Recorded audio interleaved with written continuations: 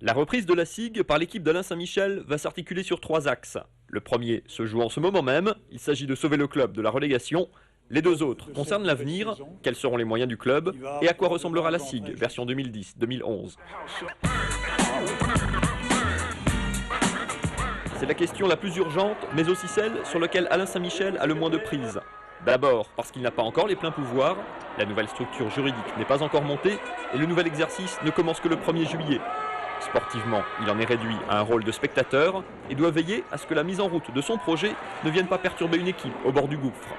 À 6 journées de la fin du championnat, la SIG est 14e avec 2 victoires d'avance sur les relégables, mais son calendrier est un enfer avec 5 des 8 premiers du championnat au menu.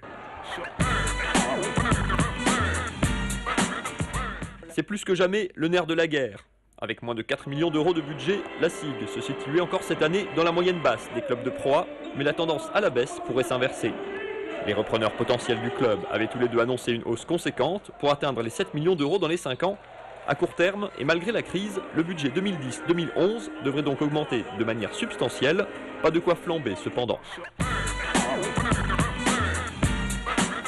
Côté basket, le premier changement est bien sûr l'arrivée au poste de directeur sportif de Crawford Palmer, le capitaine des champions de France 2005.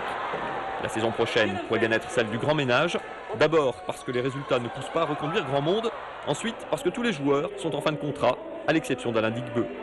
Sur le banc, Frédéric Sarr arrive également au terme de ses 2 ans, mais les 2 parties concèdent tout juste que rien n'est décidé, ni dans un sens, ni dans l'autre.